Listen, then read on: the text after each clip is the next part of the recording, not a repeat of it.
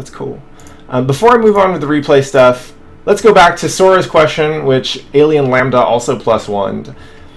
Okay, so this is going to be a long-ass question. Actually, hold on one sec. Oh, that's cool. All right. Okay, so this is going to be a long-ass question. I know that watching VODs and my own replays is essential to getting better, but holy shit, I can't do it. I tried, but I can't figure out anything good out of it. I also struggle to adapt fast enough in first to two formats, and sometimes on long sets against strong players. What? How? I'm fucking lost with the active watching type. That's a good-ass question. There are kind of two things going on in there.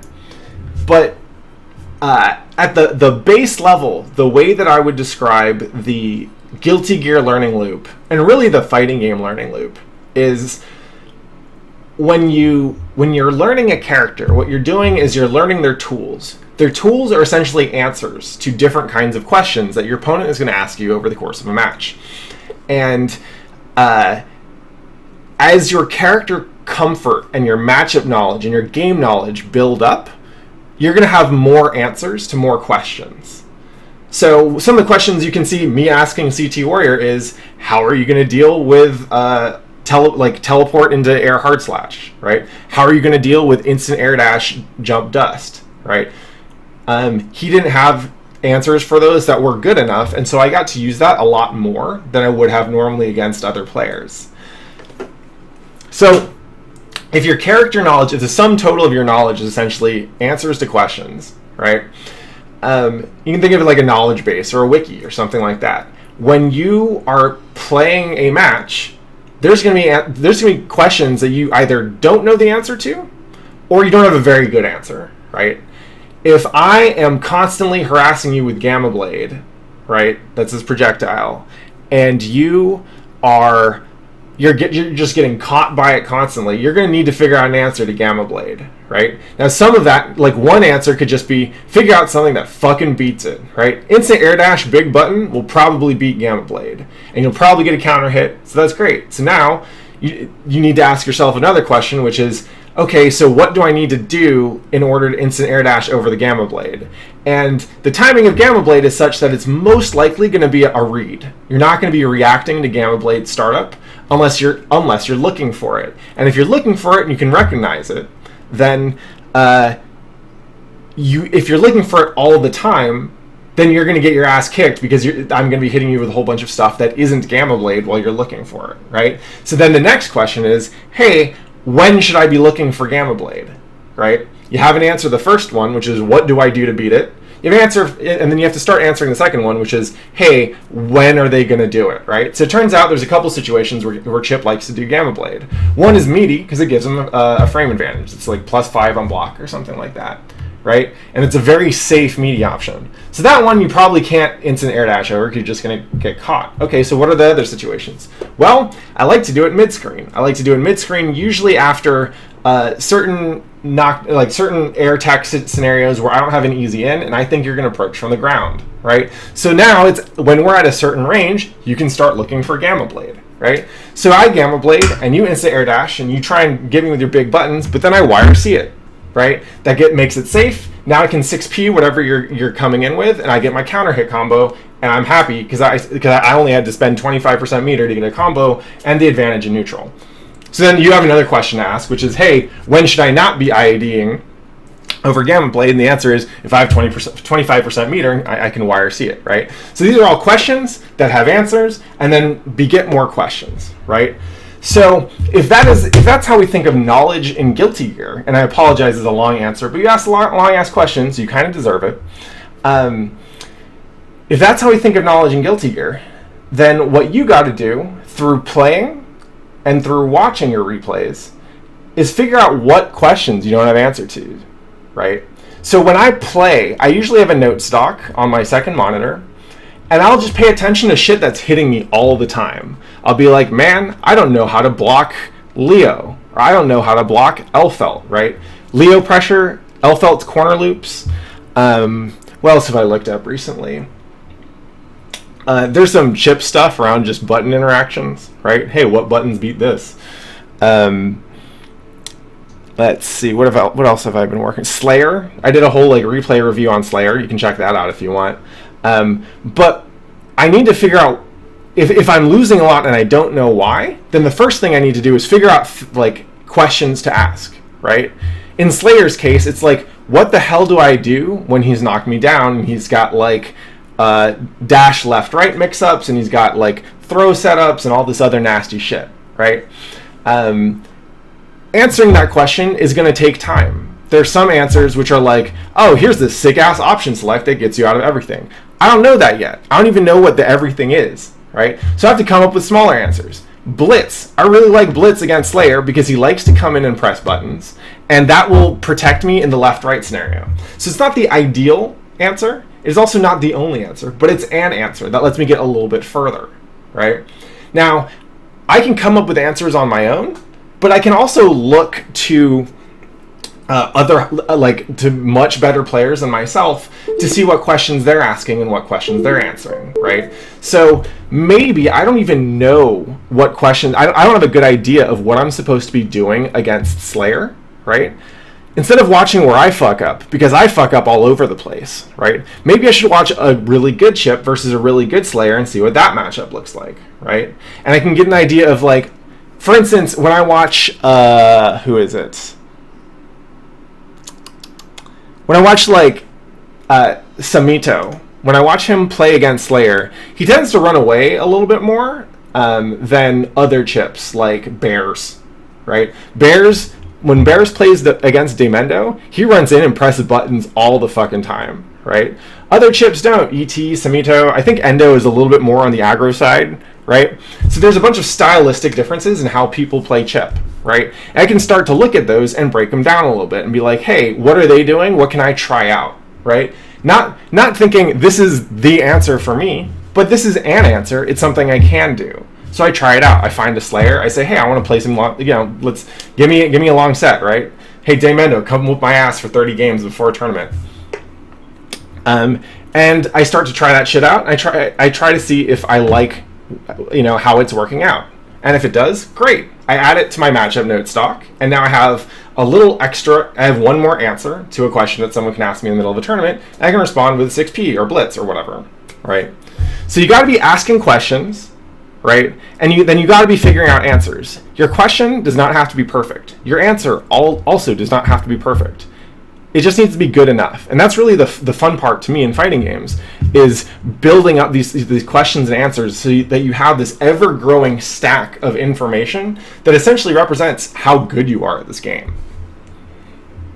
So I hope that helped. That's my approach. You can think of it as like testing hypotheses, basically. And then the second part of your question, I also struggle to adapt fast in first to two formats and sometimes in long sets against strong players. How? I'm fucking lost to the active watching type. So when it comes to adapting in first to two, yeah, that's tricky. And part of that is just playing a lot of first to two to see, to get an idea of kind of, if you think of fighting games as questions and answers and answers and questions, what you've got is a conversation.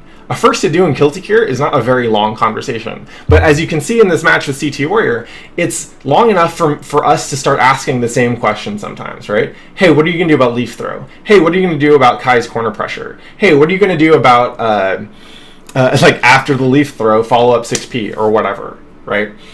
So you kind of have to pay attention. You have to start keeping track, right?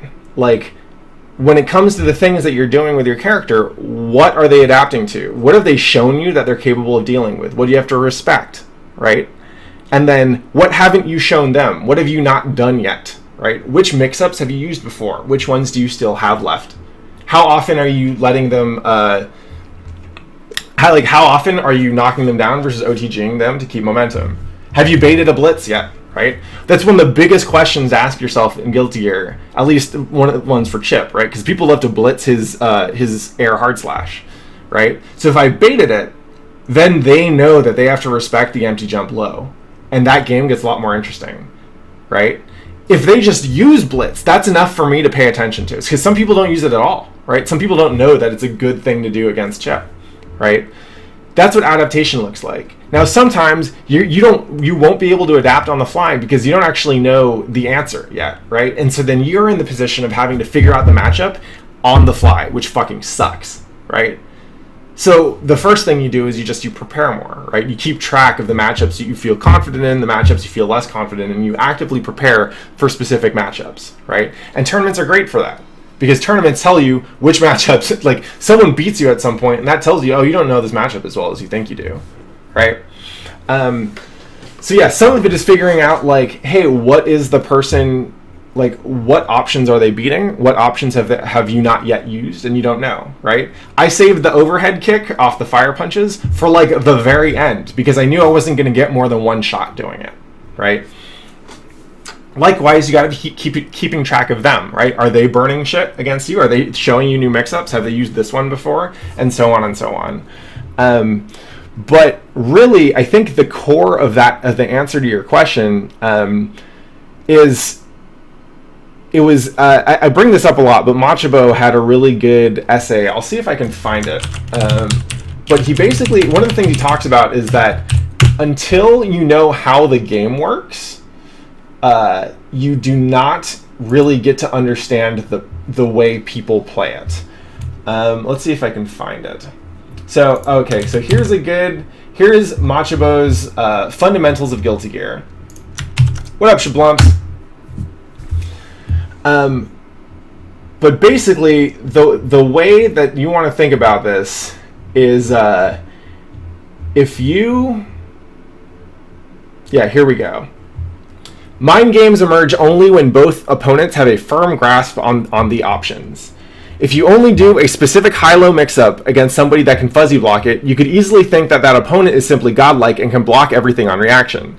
In reality, the opponent is not a god and there was no mind game because those two options that you alternated between simply doesn't become a mix-up unless you show them that you can do a third option that kills fuzzy block, right? So that's basically it, right? If someone's beating you because they've got the tech that you don't have, right?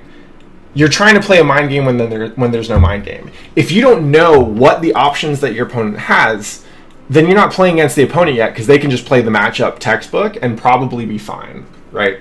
So a lot of it just comes with playing more and learning which questions to ask, right?